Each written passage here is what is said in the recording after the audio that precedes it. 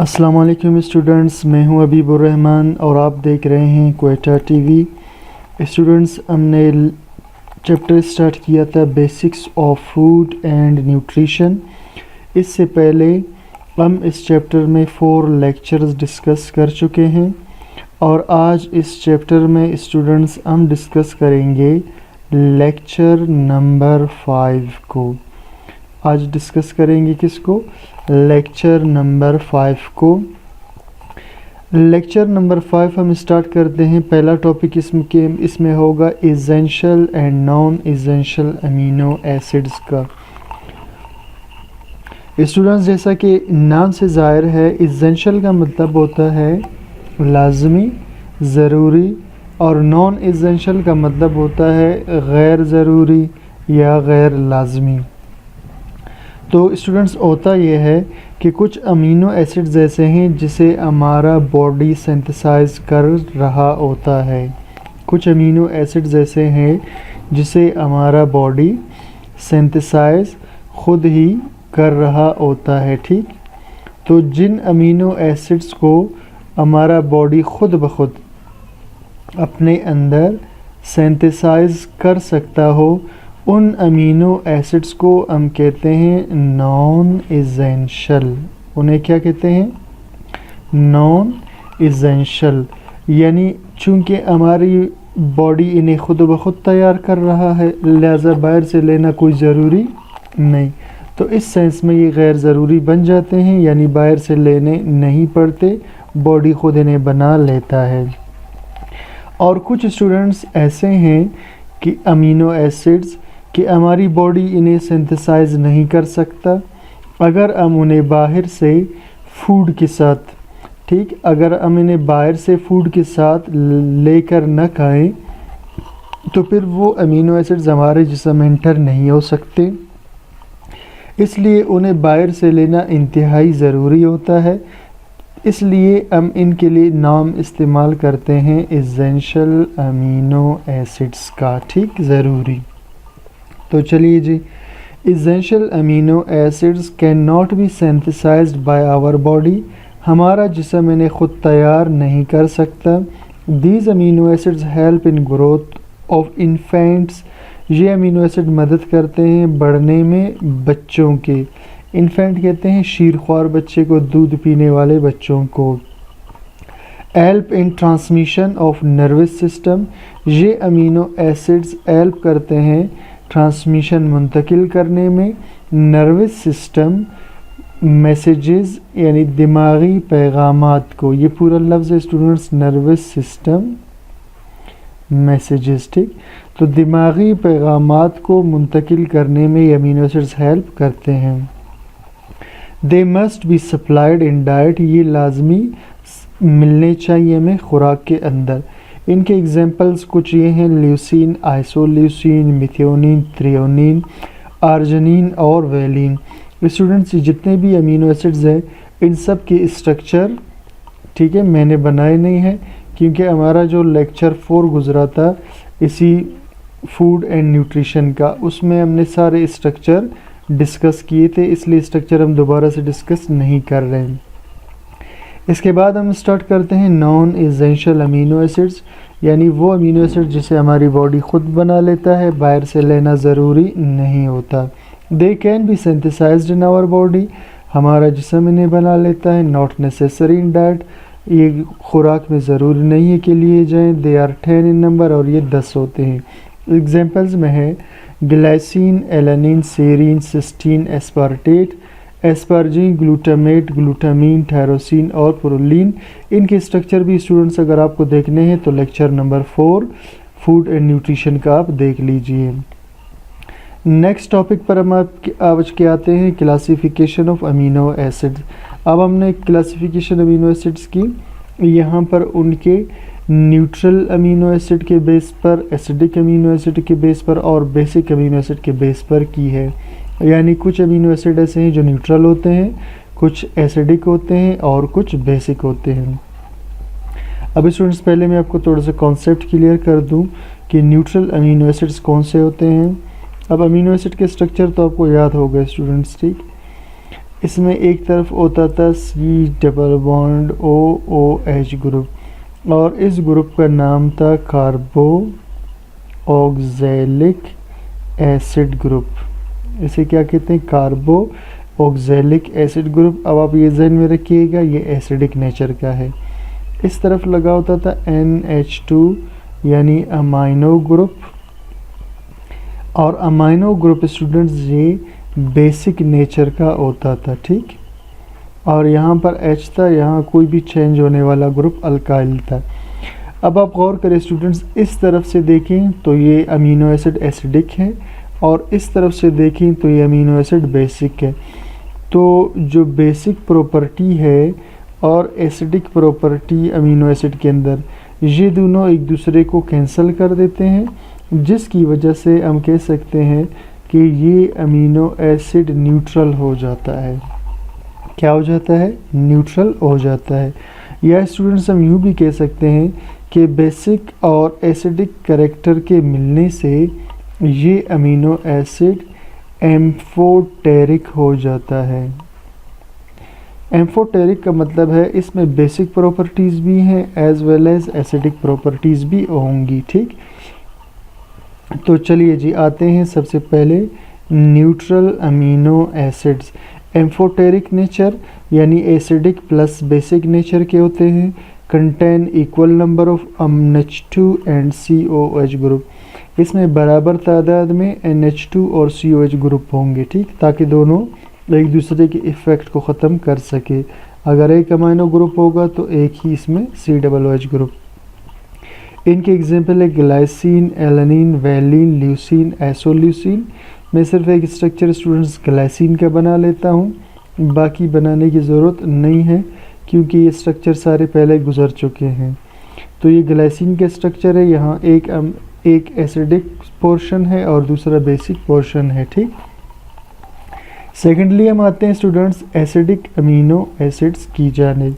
तो acidic amino acid वो होंगे जिसके अंदर 2 COOH ग्रुप होंगे। शो एसिडिक नेचर, ये एसिडिक नेचर का होगा, कंटेन्स 1 NH2, इसमें एक NH2 एंड 2 COOH ग्रुप्स और 2 उसमें COOH ग्रुप होंगे। मिसाल के तौर पर स्टूडेंट्स देखिए जी, ये तो जनरल इसका स्ट्रक्चर हुआ अमीनो एसिड का, ठीक, ये एक एसिडिक और एक बेसिक। अब अगर यहाँ CH2 लगा हो और उस CH2 के बाद यहाँ फिर COOH ग्रुप लगा हो, अब इसमें स्टूडेंट्स आप गौर करें, एक एसिडिक ग्रुप यहाँ पर है, एक एसिडिक ग्रुप यहाँ पर है। तो इन दोनों एसिडिक ग्रुप की वजह से अब देखो ये और ये तो एक दूसरे को कैंसिल कर देंगे, लेकिन इसकी वजह से ये क्या हो जाएगा? एसिडिक हो जाएगा। तो इस तरह के अमीनो एसिड जिसमें 2 COOH ग्रुप हों यानी 2 कार्बोक्सिलिक एसिड ग्रुप हों तो वो एसिडिक प्रॉपर्टीज़ शो करते हैं। अब एसिडिक प्रॉपर्टी का मतलब ये है कि H+ देते होंगे, ठीक है। अरेनियस एसिड अगर आपको याद हो, जो H+ देते हैं वो एसिड्स कहलाते हैं। इसके बाद स्टूडेंट्स हम आते हैं बेसिक अमीनो एसिड पर। शो बेसिक कैरेक्टर, ये बेसिक कैरेक्टर शो करेंगे, content 2 NH2 groups and 1 COOH group. इनमें 2 अमाइनो ग्रुप होते हैं और एक इसमें COOH, जैसे आर्जिनिन और लाइसिन है। अब मैं एक स्ट्रक्चर बना लेता हूँ लाइसिन का। अब स्टूडेंट्स इसमें ये जो COOH और NH2 ये तो नॉर्मली सब अमीनो एसिड्स में होता है, ठीक। अब इसके बाद होता ये है लाइसिन की मैं बात कर रहा हूँ, इसमें 4 CH2 लगे होते हैं अल्काइल ग्रुप के तौर पर, उसके बाद एक NH2 लगा होता है। अब इसमें स्टूडेंट्स आप गौर करें, एक NH2 यहाँ पर है और एक NH2 यहाँ पर है। तो ये वाला NH2, ये वाला NH2 और ये वाला COOH, ये तो आपस में मिलकर इस कंपाउंड को न्यूट्रल बनाते हैं, लेकिन ये जो NH2 है ये इसे बेसिक कैरेक्टर दे देता है। बेसिक कैरेक्टर देने का मतलब ये है कि इस पर लोन पेयर ऑफ इलेक्ट्रॉन है, ठीक। तो जो लोन पेयर ऑफ इलेक्ट्रॉन दे सकता है वो बेस कहलाता है, ठीक। इसके बाद स्टूडेंट्स हम एक छोटा सा टॉपिक और डिस्कस करते हैं, dipolar nature of amino acids. Di का मतलब है 2 और पोलर का मतलब है चार्ज वाला नेचर अमीनो एसिड्स का।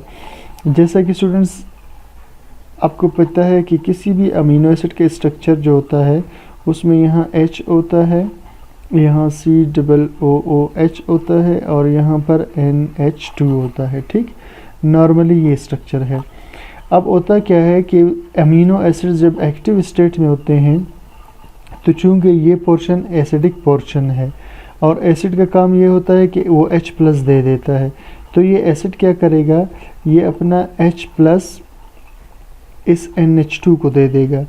यहाँ पर जो नाइट्रोजन के एटम इसके पास लोन पेयर ऑफ इलेक्ट्रॉन होगा, वो इस आने वाले H+ को अपने पास ले लेगा। ठीक, तो ये जो H+ था स्टूडेंट्स यहाँ से निकल जाएगा और ये H+ इस नाइट्रोजन के पास आ जाएगा, ये हो जाएगा NH3 और इस पर आ जाएगा प्लस चार्ज और यहाँ ऑक्सीजन पे स्टूडेंट्स आ जाएगा माइनस चार्ज। अब आप सोच रहे होंगे कि इस पर ऑक्सीजन पे माइनस चार्ज आया कहाँ से। हुआ ये कि हाइड्रोजन और ये ऑक्सीजन दोनों एक एक इलेक्ट्रॉन शेयर कर रहे थे बॉन्ड बनाकर। जब हाइड्रोजन यहाँ से चला जाएगा तो अपना इलेक्ट्रॉन छोड़ के जाएगा, तो हाइड्रोजन तो यहाँ से चला गया, इसका ये जो इलेक्ट्रॉन था स्टूडेंट्स ये ऑक्सीजन के ऊपर आ जाएगा और इस पर आ जाएगा नेगेटिव चार्ज। ठीक, और इस पर NH3 पे प्लस चार्ज क्यों आया, असल में ये NH3 पहले था NH2 और नाइट्रोजन के पास था लोन पेयर ऑफ इलेक्ट्रॉन। तो नया हाइड्रोजन जब नाइट्रोजन के पास आ जाएगा तो नाइट्रोजन पहले क्या करेगा कि अपना ये वाला इलेक्ट्रॉन इसको दे देगा। ठीक, ये अपना इलेक्ट्रॉन इसने H को दे दिया तो इलेक्ट्रॉन H के पास चला गया। अब चूंकि नाइट्रोजन का इलेक्ट्रॉन जा चुका तो इलेक्ट्रॉन निकलने के बाद किसी भी एटम पे पॉजिटिव चार्ज आ जाता है। तो चूंकि इसका इलेक्ट्रॉन नाइट्रोजन का चला जा चुका था इसलिए अब नाइट्रोजन पर पॉजिटिव चार्ज होगा और तब ये हाइड्रोजन इसके साथ बॉन्ड बना करके जुड़ जाएगा। ठीक, तो इस हाइड्रोजन को हम यहाँ पर शो करते हैं एज ए NH3+ के। ठीक, तो अब स्टूडेंट्स आप देखिए यहाँ पर भी यहाँ पॉजिटिव चार्ज अमीनो एसिड पर आया, यहाँ नेगेटिव चार्ज आया, तो इस डबल चार्ज की वजह से हम इसको कहते हैं ज़्विटर आयन या हम इसे कहते हैं dipolar nature of amino acids. ठीक, तो ये हमारा टॉपिक है, चलिए स्टार्ट करते हैं। Amino acids have positive charge on their NH3+ group.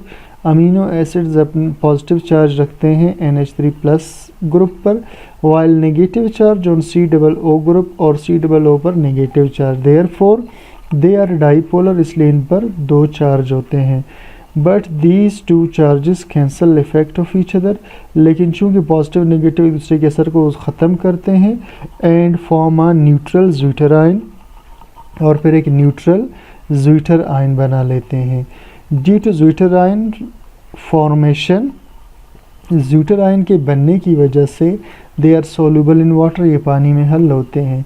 अब चूंकि स्टूडेंट्स इन पर चार्ज आ चुका है, जैसा अभी मैंने आपको बताया, एक तरफ माइनस चार्ज एक तरफ पॉजिटिव, तो अगर मैं यहाँ पर पानी का एक मॉलिक्यूल ड्रा कर दूँ, आपको पता है पानी भी पोलर होता है, यहाँ पार्शियल नेगेटिव चार्ज, यहाँ पार्शियल पॉजिटिव, यहाँ पार्शियल पॉजिटिव, तो ये जो नेगेटिव है ये पॉजिटिव के साथ मिल सकता है, यानी इनमें अट्रैक्शन हो सकता है। सिमिलरली अगर इस तरफ पानी का कोई मॉलिक्यूल होगा जिस पर पार्शियल नेगेटिव और पॉजिटिव चार्जेस होंगी, सॉरी ये ऑक्सीजन पार्शियल नेगेटिव है, ये पार्शियल पॉजिटिव पर, तो अब देखिए ये प्लस और इस माइनस के बीच भी अट्रैक्शन होगा, तो इस अट्रैक्शन को हम कहते हैं सोल्यूबिलिटी, यानी अमीनो एसिड पानी के अंदर हल हो गया। ठीक, इसके बाद स्टूडेंट्स एक और टॉपिक जो लास्ट टॉपिक है इस लेक्चर के अंदर, इसे डिस्कस करते हैं, ये है पेप्टाइड बॉन्ड का। Amino acids can combine through peptide bond, amino acids आपस में पेप्टाइड बॉन्ड के ज़रिए मिल सकते हैं।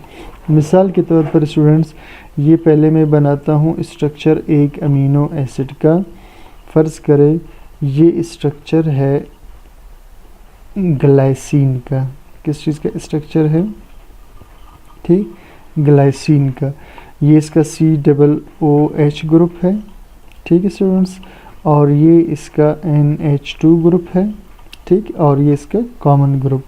अब इसके बाद मैं एक और अमीनो एसिड बना लेता हूँ, ठीक, ये इसका COOH ग्रुप हुआ और ये इसका हाइड्रोजन और ये यहाँ CH3 मैंने लगा दिया और ये इसका हुआ NH2 ग्रुप। स्टूडेंट्स इस स्ट्रक्चर को देखें, ये एलानिन का स्ट्रक्चर है। ठीक, ये स्ट्रक्चर किस चीज़ का है? एलानिन का। और ये स्ट्रक्चर है ग्लाइसिन का।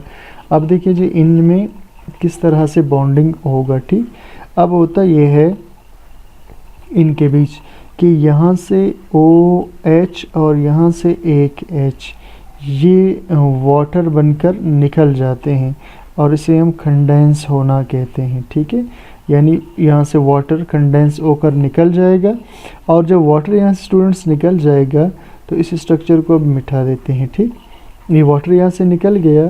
अब होगा क्या कि ये जो कार्बन था ये और नाइट्रोजन डायरेक्टली आपस में बॉन्ड बना लेकर जुड़ जाएंगे और इस बनने वाले बॉन्ड को हम कहते हैं पेप्टाइड बॉन्ड, या फिर हम इसे कहते हैं dipeptide bond, peptide bond या डाई पेप्टाइड बॉन्ड। इस तरह स्टूडेंट्स बहुत सारे अमीनो एसिड्स पेप्टाइड बॉन्ड के ज़रिए जुड़ते जुड़ते प्रोटीन बना रहे होते हैं। ठीक, तो स्टूडेंट्स ये था आज का लेक्चर। उम्मीद करता हूँ आपको ये छोटे छोटे टर्म्स अमीनो एसिड से रिलेटेड समझ में आ गए होंगे। तो चैनल को सब्सक्राइब कीजिए, लाइक कीजिए, दोस्तों के साथ शेयर कीजिए ताकि ज़्यादा से ज़्यादा लोगों को ये लेक्चर पहुँच सके और उनका फ़ायदा हो सके। Thank you for watching.